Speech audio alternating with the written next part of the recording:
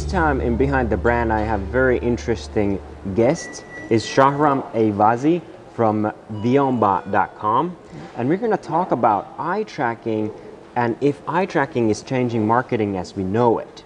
Would you mind telling a little bit about yourself, like why eye tracking? How did you get into this whole field? Yes. And tell me a little bit about what is Villanen. Yeah. So back about myself, actually, I started to know about eye tracking as a part of my master degree. So it was a master thesis, and before that I were not aware about it. So it's about 6 years ago, and now I have been involving in eye tracking for over 6 years, doing on the master, and then later on doing my PhD with eye tracking topic and research. And idea of Villanen also came when I was like second year of PhD study, and basically I realized that eye tracking has been very long in the research community for 100 years, but it wasn't that much in the market. Big companies were only using it, and you could read them in the books. But luckily by times also the price of those trackers are getting cheap, and now they are coming everywhere in the laptops, mobiles. Then we come up, okay, there should be some also service for it, and that was Villanen that we come up with. And so once you do all that research, you came across the real need of eye tracking in analytics and web design, and especially in this sort of like conversion. Definitely, actually, it was very interesting because sometimes in university where we were presenting eye tracking, mostly about human behavior, but then we had visitors outside from the companies, and sometimes they were suggesting, so can we do that for our testing the websites or testing the design and how people are looking there. And initially that brought us also, why not? And it should be possible, and we can do that. And then also there was always a limitation that they needed to come to the labs and do all those studies. And we thought, okay, we can remove this by bringing eye tracking to the cloud. So it would be a cloud-based service that you don't need anymore to have your own eye tracker and go to your own lab, and so you can test your design basically in your desk. Basically just bring it on cloud, scaling it, and this is new in a way because this has been only in the lab, like you said, and now it's been basically made available for anyone, even with the freelancers, which is a huge deal. What if we dig deeper into eye tracking, would you mind telling a little bit about what is eye tracking in a very concrete way? So basically eye tracking is where people are looking on the scene. So, and they measure it by movement of pupil of the eyes. So humans are normally, human eyes move a lot, and by scanning all the environment based on the objects in the environment and interest of human, he start to focus on some particular objects in the view.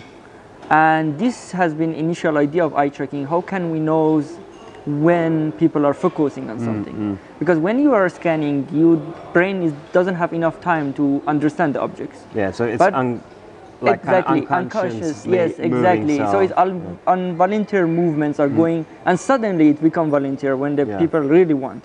And that's a moment that everybody want to capture to see where is it, and that has been as a research. Then the easiest, there has been many different techniques, but the easiest one was, and still is going, is that to have a camera, a special type of camera in front of you that captures the eyes. Basically it captures whole your face, but then it takes out the eyes images, and then it tries to measure where the pupil is in this image and map it to the scene.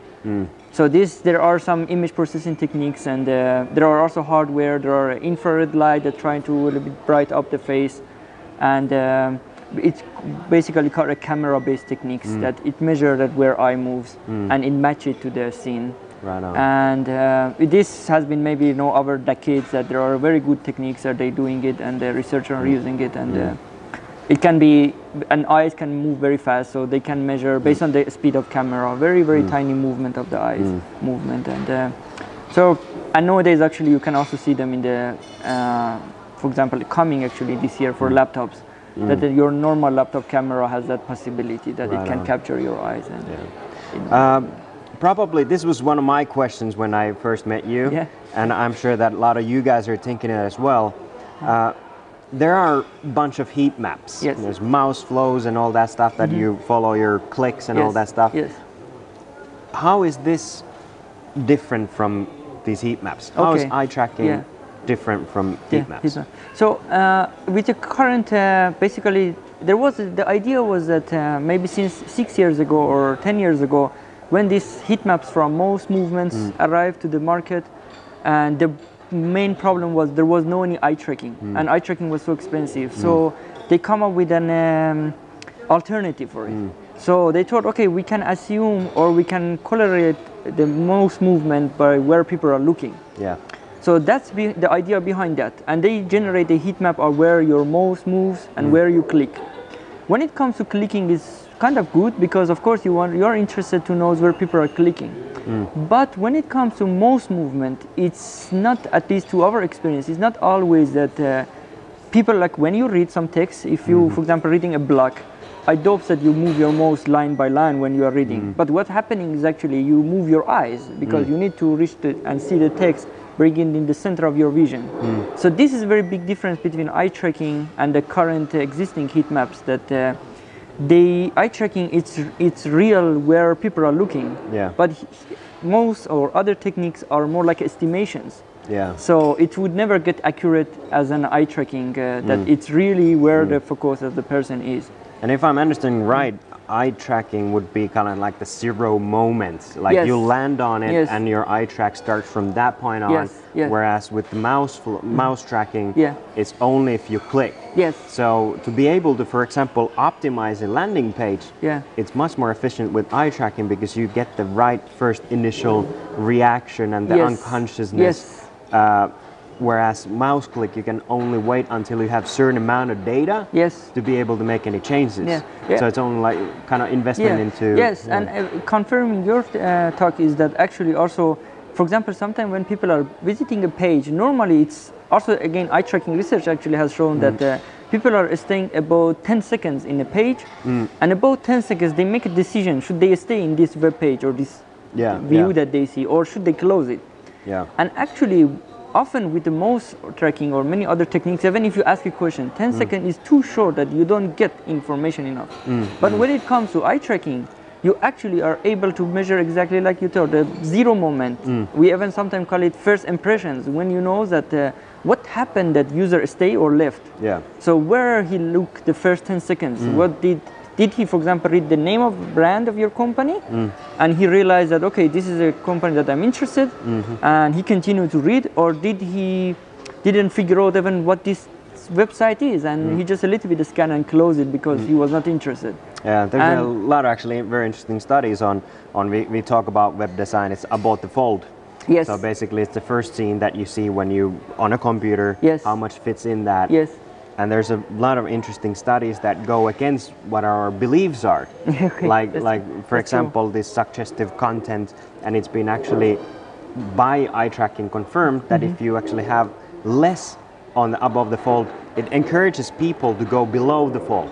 So common belief, I think so, is that by suggesting articles, content, and trying to fill up that space with other any kind of really relevant content that we believe would be, is actually harming our conversion and the bounce rate and basically the session period of time. Definitely, and exactly all these informations, actually it has been always happening that through the research and eye tracking, basically measuring that how much the person is overloaded by information, how much his eyes is looking, to find a very optimal way. But when it comes to the real case, that was also the idea of Villanen, is that everybody should be able to do such a test and figure out that do they have enough content, because sometimes also, of course, if you put nothing and just very small word also might be opposite as well. So then you need to really find your own optimized way. And previously there was there was estimation of the most you could do, but otherwise there was no other way than maybe sometimes asking even the paper. But now with eye tracking you can do it, so you can just check it and see what happened there. That's a very interesting thing, because if we talk about design versus efficiency, Okay, we have been able to, if you talk pure ads, yes. like obviously we can measure ad efficiency and that sort of with eye tracking as yes. well. And but what interests me, like, okay, if we do, let's take Facebook ads. Yes. We can run 3-4 ads at the same time, kind of A/B test all yes. of what is most efficient, and drop down the ones that doesn't work. Yes. Okay, that costs money too.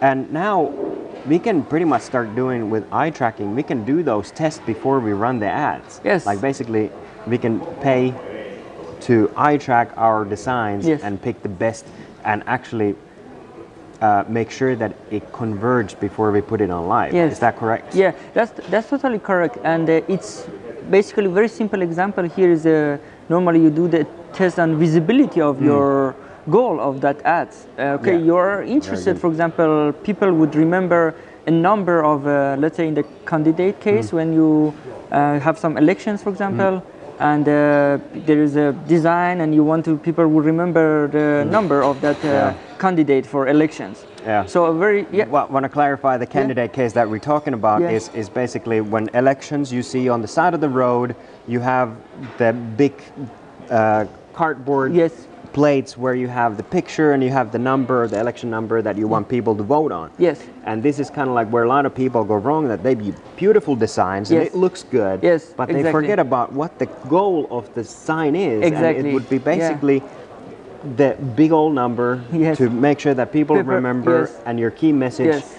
And like as you mentioned, okay, you could do A/B testing, you can put it up, and then you will realize, okay, people were not, you could later on ask, do you remember the numbers, and they would not. Yeah. But if you do an eye tracking test, you actually would realize that did people look on that number enough that they can grab, and let's say for a few seconds that you can make sure that, okay, people would remember that number. Yeah. If they didn't, then, like you say, the design might be very beautiful, but you just need to actually change a bit of size, so it's not much thing, but you can do it before with eye tracking and confirm it, and then put it up. So then at least make sure that people would be able to see that size of text, for example. Yeah, and this kind of goes with a lot of the, I wrote about growth hacking, a few articles about it. It's been kind of hot topic.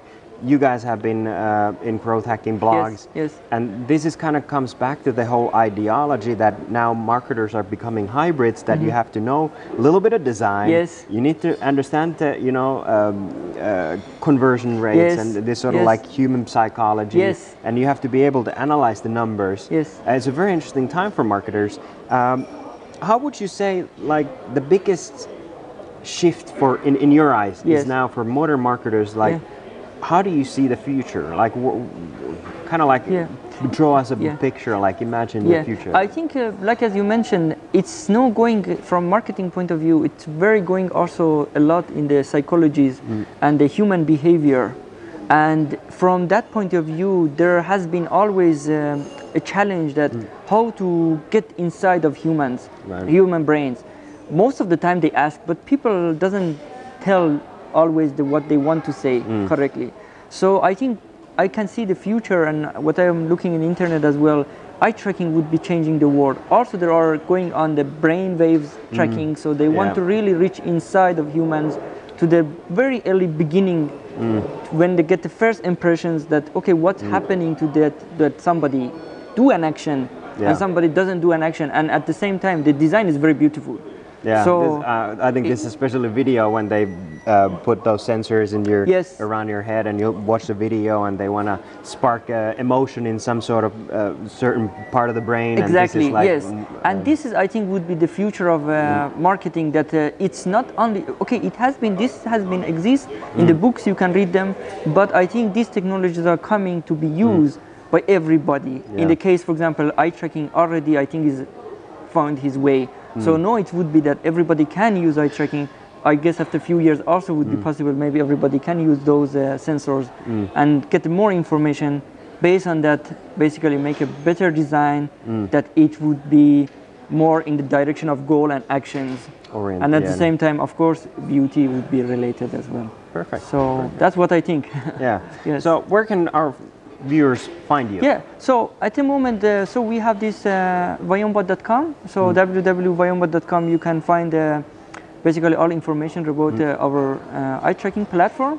Actually, right now we also have a beta version which is free actually for all the freelancer if you are using it for your private purpose. So feel free, and it's pretty simple. You just enter your URL that you want to test, or you upload an image that you want to test, and in a couple of days you will get a heat map that shows where people are looking on this image. And our main focus is that we deliver you a real data from a real eye tracker from a real person. So you would make sure almost real time. Almost real I time. understood that it's not big delay. No, and that's one of the benefits as exactly. well. Yes, so that's also true.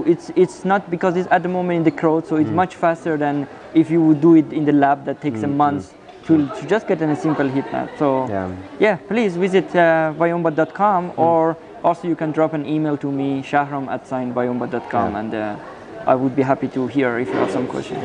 I'll put all the links on the below in the box, so please check it out. And I think the end note would be here. Remember to question your design, as beautiful it might be. There's always room for improvement. Until the next time, guys. Bye bye. Yeah. Okay. Bye.